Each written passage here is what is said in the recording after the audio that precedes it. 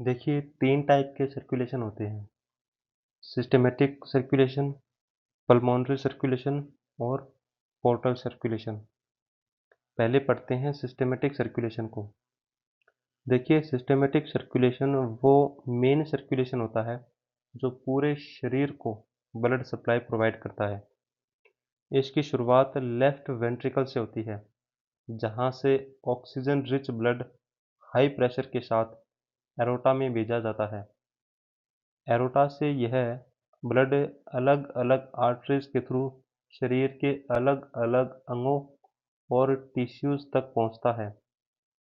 आगे चलकर ये आर्टरीज छोटे वेसल्स यानी कि एट्रियोल्स और कैपिलरीज में डिवाइड हो जाती है, जहां एक्चुअल एक्सचेंज प्रोसेस होता है। कैपिलरीज के लेवल पर ब्लड अपने अंदर मौजूद ऑक्सीजन और न्यूट्रिएंट्स को टिश्यूज को देता है और बदले में कार्बन डाइऑक्साइड और मेटाबॉलिक वेस्ट जैसे कि यूरिया को एब्जॉर्ब करता है। इस एक्सचेंज के बाद ब्लड डीऑक्सीजनेटेड हो जाता है और फिर यह वेन्स के थ्रू वापस हार्ट की ओर लौटते हैं और लास्ट में ब्लड राइट एट्रियम में पहुंचता है, जहां से आगे यह पल्मोनरी सर्कुलेशन के लिए भेज दिया जाता है।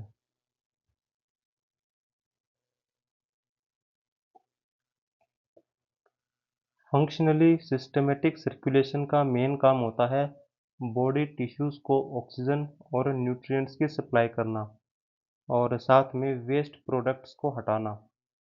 यह पूरे शरीर की मेटाबॉलिक नीड को पूरा करने के लिए सबसे इम्पोर्टेंट होता है और इसी के थ्रू सभी ऑर्गन्स प्रॉपर तरीके से काम करते हैं। नेक्स्ट है पल्मोनरी सर्कुलेशन। यह वह सर्कुलेशन है जो हार्ट और लंग्स के बीच होता है और इसका मेन उद्देश्य गैस एक्सचेंज को करना होता है। इसकी शुरुआत राइट वेंट्रिकल से होती है, जहां से डीऑक्सीजनेटेड ब्लड पल्मोनरी आर्टरीज के थ्रू लंग्स की ओर भेजा जाता है।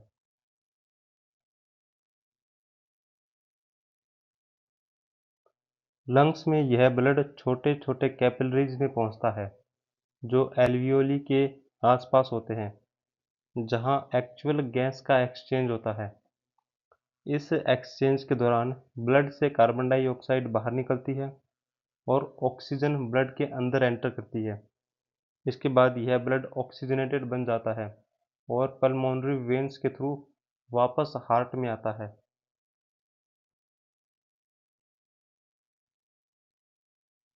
खास तौर से लेफ्ट एट्रियम में।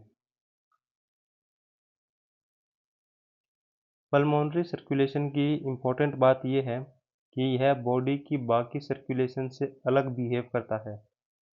नॉर्मली आर्टरीज ऑक्सीजनेटेड ब्लड ले जाती है और वेन्स डीऑक्सीजनेटेड ब्लड लेकर हार्ट में आती है, लेकिन यहाँ पर पल्मोनरी आर्टरीज डीऑक्सीजनेटेड ब्लड को ले जाती है और पल्मोनरी वेन्स ऑक्सीजनेटेड ब्लड को हार्ट में लेकर आती है।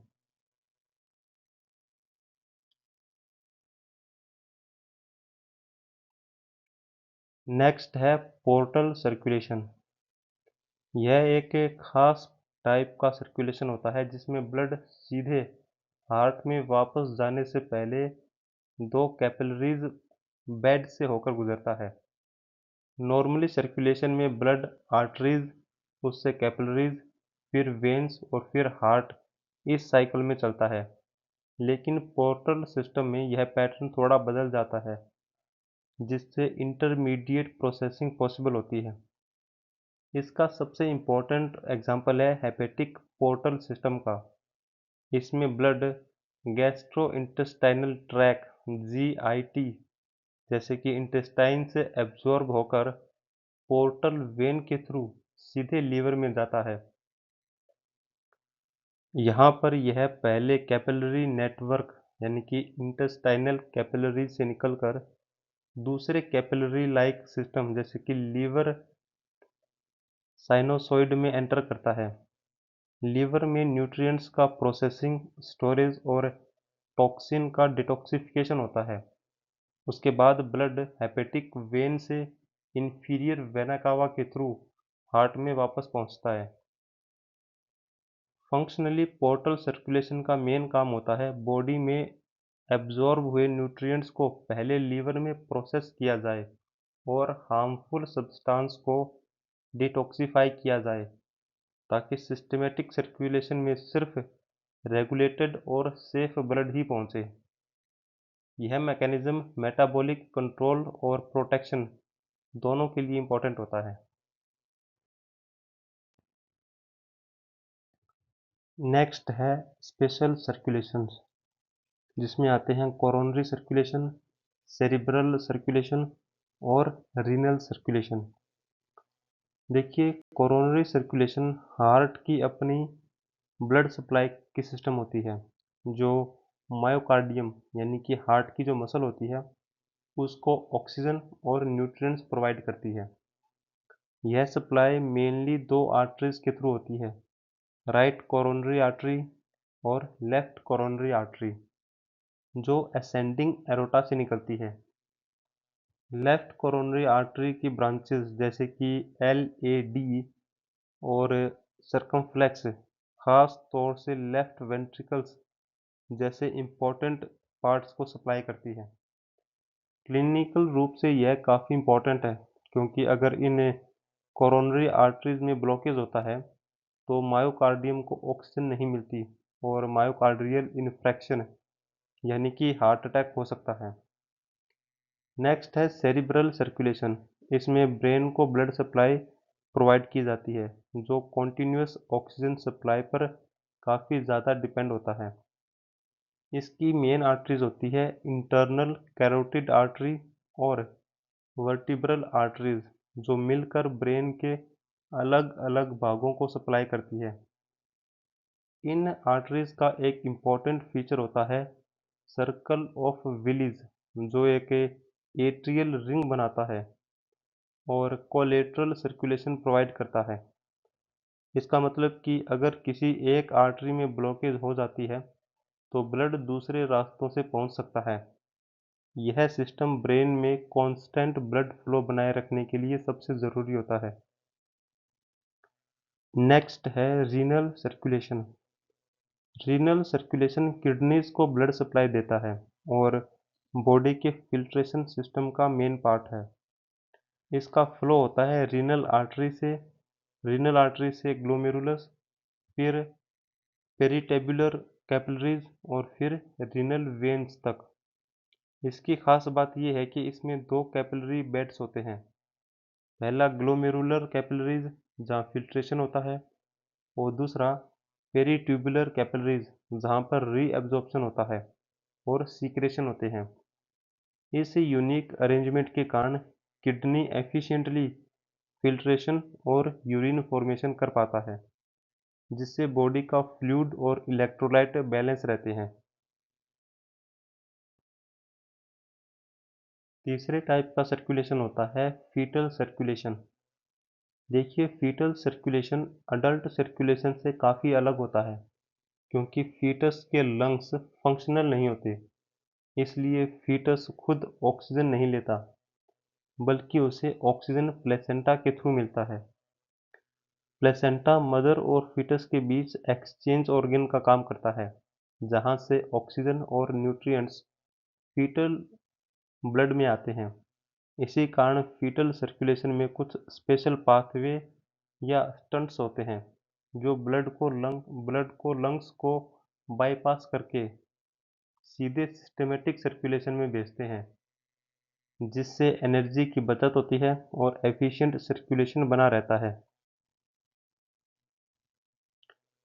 देखिए, जो फोरमैन ओवेल होता है वो एक इम्पोर्टेंट फीटल स्टंट होता है, जो राइट एट्रियम और लेफ्ट एट्रियम के बीच एक ओपनिंग के रूप में मौजूद रहता है।